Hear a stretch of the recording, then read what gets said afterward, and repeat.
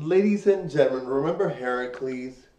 We all know Heracles better as Hercules, and Hercules had done, I'm not sure if it was the seven labors, I forget what it was, the seven, or maybe seven, maybe it was eight, I'm not sure, or 12 labors or whatever that Hercules had accomplished to become master of Olympus. I'm not sure what it was, but I've been watching a lot of mythology stories lately, and of course, I love mythology, so I'm going to do a lot more research on it, and do some research on psychology as well. I want to do research on psychology, do research on do research on Greek mythology, ancient Greece stuff. I want to do Roman mythology, like just get really into researching these things. So some of these topics are fascinating, like the story of Medusa, right? Like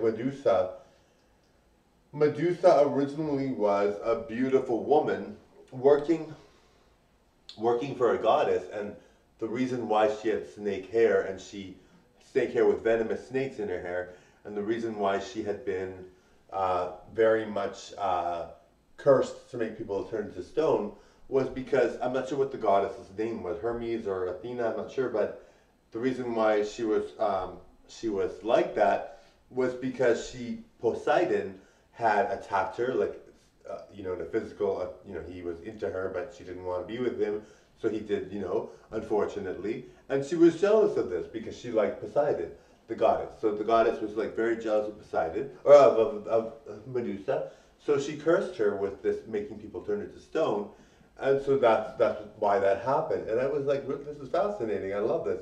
So you're just like, wow, this is cool. So um, Medusa was known to be really beautiful. So when Medusa was so beautiful, like it was like this goddess was jealous because she was like, she's getting all the men, like all the men like her, and she's very pretty.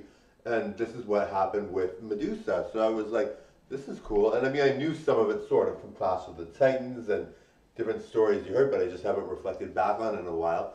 And the story was done by a guy on YouTube that he had sold some of his stories on Spotify, and he was really good. Like he was really good. He was like talking about it like really well. So he was really good, and people liked it, obviously because they're buying it. But you're just like, wow, this is really cool. So I'm like, hey, I love Greek mythology, and so I love this. And there was also Psyche and Eros. Psyche was really beautiful too, and there was a lot of jealousy and revenge involved in the story. And like this was a Greek mythology thing on Valentine's Day, so it was really nice to see this. And you're just like, hey, I love these stories, and I love them reenacted and talked about and really well done, and storyfied them and beautified them and glorified them and just love them. And it's really fun to watch these things because I love positive stories, and I love things that are based on beauty and looks. So when you hear Psyche's, people are jealous of Psyche, or people are jealous of Medusa, or people want to curse them, or they find love and it's the best looking guy in the world or whatever, it's really cool. And a lot of these storylines, of course, these girls are considered the best looking girls in the world. They're mythology, they're like myth. But Melina is the best looking girl in the world too, dog. Bye now.